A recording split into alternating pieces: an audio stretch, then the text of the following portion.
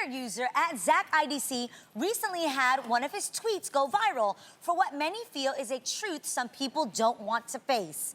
Zach said, "The honeymoon phase doesn't exist when you fall for someone who is dedicated to making you feel loved and admired the entire time you're theirs. Stop normalizing the loss of affection in relationships. That is a choice, not a phase."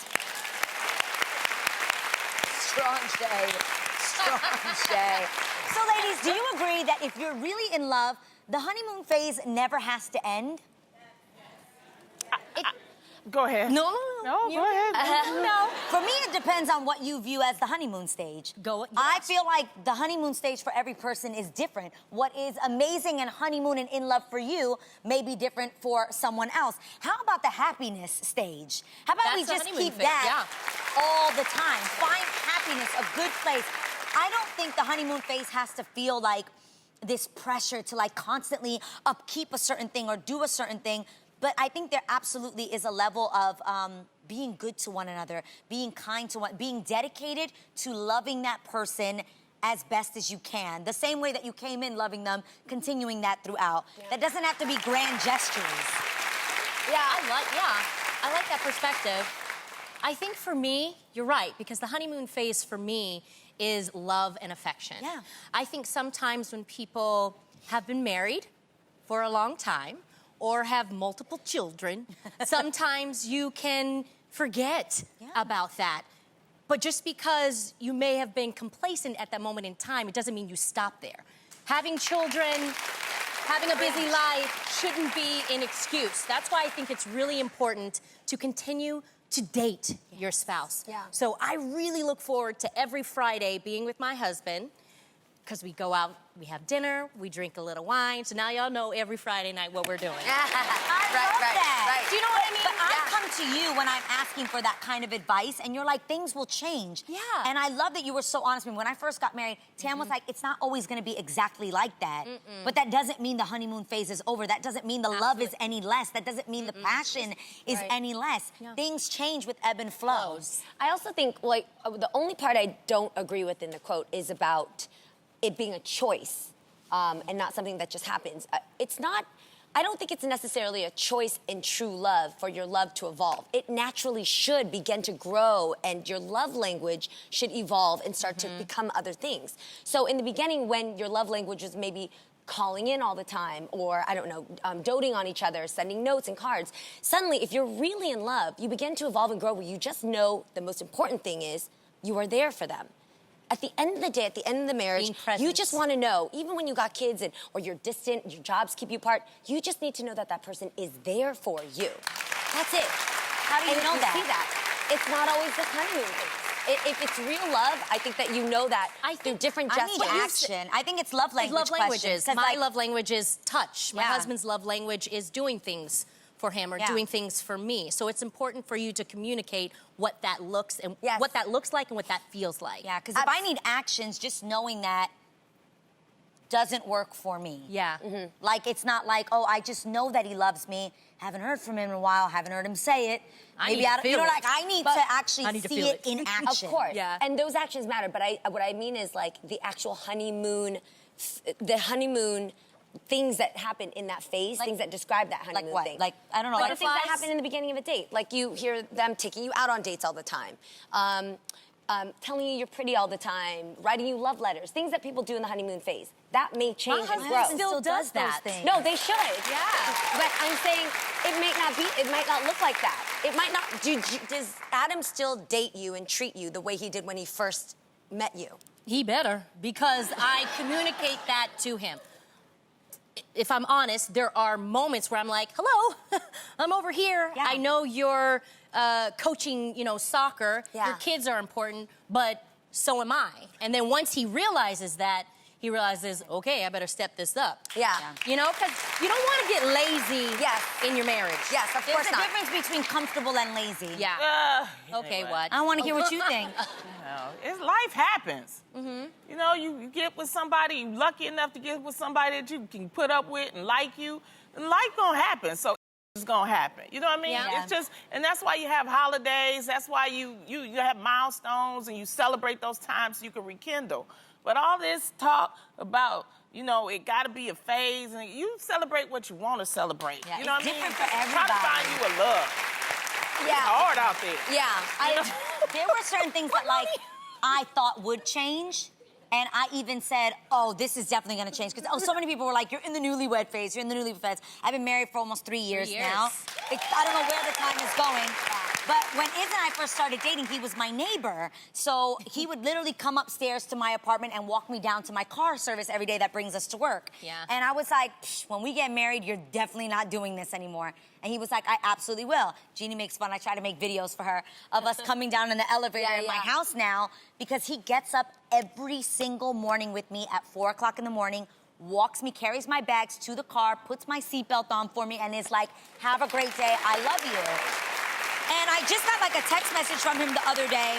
I was here, and I was like, this like reminded me, like, it doesn't have to change, and I know he doesn't have to do these things, but he does them because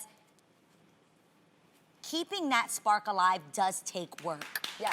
And I think he's aware of the work and the effort that it takes. So here's the message he sent to me. I'm gonna paraphrase it. It was just like, it's 3 a.m. He was traveling. That is it's long, fine. too. Oh Wow. Thank you for your, like, you're an amazing woman. Thank you for taking care of my heart. You amaze me a little bit more each day, and I absolutely adore you, and I always will. I prayed for myself on this flight. He didn't want to wake me up. I normally pray for him on his flights. And I'll call you as soon as I land. Kisses everywhere. But it's things like that that you wake up to, even when he's not around, that make me feel loved. Yeah. Okay. So I'm grateful for that.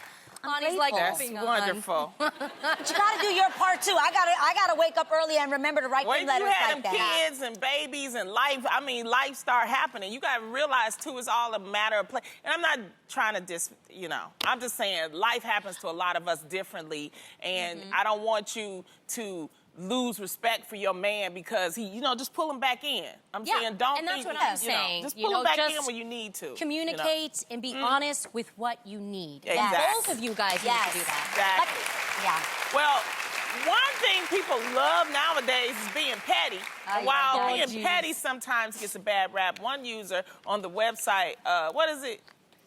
Quora recently asked if it is actually a good thing. In fact, Mail Magazine says that there's an upside to being petty because it's calling attention to other people who are doing bad things. Petty people end up making sure those who do those bad things are dealt with and exposed. So ladies, do you ever think it's ever okay to be petty Betty? First of all, let's define what petty is. What's the difference between petty and being shady? Well, petty, I don't want the it around me. definition that I looked up, it says that is when you exaggerate about a little thing that doesn't matter. That's why they call it petty cash. Because petty cash is like, oh, you got $25 in the petty cash. Yeah. Don't matter. If you got $25,000, now that matter, bitch. Okay, well, you know what I'm saying? So it's the difference. Yes. I would never want to be referred to as petty, and I don't necessarily want to hang out with people that are petty. Like, that's not a positive thing to me. And if they're saying that this is checking people who are doing bad things, so you check the bad with some more bad, I don't really get what this is. I'd rather ignore the bad people. How about we be walking on sunshine and some happy folks? I don't want to be around, like, I've had friends that are petty. At some point, I think it could be fun and funny if you do it every once in a while. To a point. But if you're doing it all the time, And it if it's comes off as genuine, negative like energy, and it's annoying. I feel like happy people don't have time to be looking at what silly Shay Shay is doing and pointing out. Let her do her, and hopefully she'll get her life together. But that's how I am. I'm living my life like it's golden over here, and I ain't get time to look at what's going on down there. I mean, the thing is, I think we all know, if you're grown, you know that being petty takes way too much energy for you to care and count and keep record of the wrongdoings in your life. A lot. Which is why I think it's funny as hell to play petty, like in front of my friends and on the gram. Like if you three are hanging out together, I will absolutely blast all y'all in the comments to be like, "Where am I, bitch? Why did you ask me?" Okay, but that's the difference. That's funny. There's a difference. There's like funny petty, and then there's like petty petty. Yes. Yeah, I mean, it's like what I do on this table. Like, y'all be getting all serious and stuff, like, and the moon and the lights of the There is a honeymoon phase that is beautiful. It's a honeymoon phase. You have to have one. It's like, I get it. So Your petty it's a is funny. difference. Yeah, but that's what I'm saying. It's like my petty, I try not to make it hurtful. It's a difference when people do petty things and it's hurtful. And we do a lot of that, especially on social media, Yes. where you're hurting people and it's making people react. So that's Not the funny. kind of petty that's not necessarily good. Of course, you know? yes. So, or if that's you're it. trying to guilt trip people and Oh, make them yeah. feel that sucks completely. Yeah. But it is fun to roast people on the gram. Yeah, now that's fun. And if you're witty with it. Like, you're witty with this. Thank Both of you. you are. But speaking of being petty, one Chinese landlord recently decided to put one of her tenants on blast over some unpaid bills. The tenant in question, a Chinese influencer named Lisa Lee, is well known for having over 1 million followers, you guys, but will now also be well known for living like a pig. That's right. Lisa went from glamour to gross after the landlord posted pictures showing how she actually lived. The picture showed Lee's filthy home habits, which included rotting food, moldy floor, and even dog poop. Following her public embarrassment, Lee took full responsibility for a mess and promised to clean it all up as soon as possible. So ladies, when it comes to the gram, would you agree that what you see isn't always what you get? Hell yes! That's why it comes equipped with filters. Oh my gosh. Okay, now my pad is not. I mean, there's messy or cluttered, and then there's nasty. Yeah, that's nasty. That's That's gross. disgusting. Yes. But I am definitely one, like, if I have a dope fit on and I need a good picture, I will definitely look for the cleanest corner of the house. Get right next to it. And you say your selfies are best in the bathroom. Yes, I remember you're the one who told me that. Absolutely, yes, because the lighting in the bathroom, you've got the mirror. My only you can thing see is if yourself. you're going to take the selfie, put the toilet seat down. I don't like Yes. to put... That's all I ask. It's true, Lonnie. You know, but it's good, you know. Yeah. This isn't new. Yeah. People been Doing faking this for years. You know what I mean? Remember MTV Cribs? We thought all them people had them rich homes. They was leasing them. Half of them ain't even have it. You know, so it's just something that happens on Instagram. Oh, Lord, here we go. There's just a difference. What? What? That's embarrassing. Like, Yeah. come on. Like, that was like, there was like dog poop. Like that, how do you live that way though? There's Yeah. no, like, No, it's gross. She was Absolutely. too Live busy that stunting way. on the gram and not cleaning her house. Yes. That's Yes. the problem. Yes. I think. Can we put Okay. that down? People eating. I love the saying, make sure that your real life is better than your Instagram. Yes. Like, time and quality, like, No, we need them likes. I feel like the we photos... need them likes. Yeah, but the photos are nice, but if I'm being real, like the moments that actually really matter in life don't ever make it to Instagram. Like they don't. Like private moments, conversations with your girlfriends, the nights that you're actually having fun. I also love that other quote that I got from Instagram that says, be around people that make you forget that you even have a phone.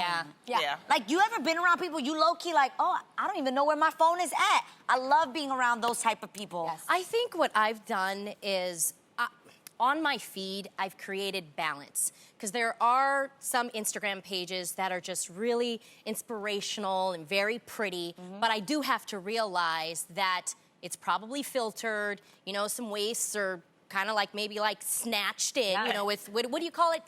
Facetune. I facetuned before, and I think what was happening is I was coveting the unattainable. Like, we don't want our youth to forget what reality looks like. And that's the problem when you stunt on the gram too much. So I make sure that the people that I follow, you know, have very nice feeds, but at the same time, you see some reality. Because I relate to real more than that. And we have to be careful. I ain't letting my Facetune go, I'll tell you that much. I ain't letting mine go. I like my likes. I need likes. Lonnie needs her love.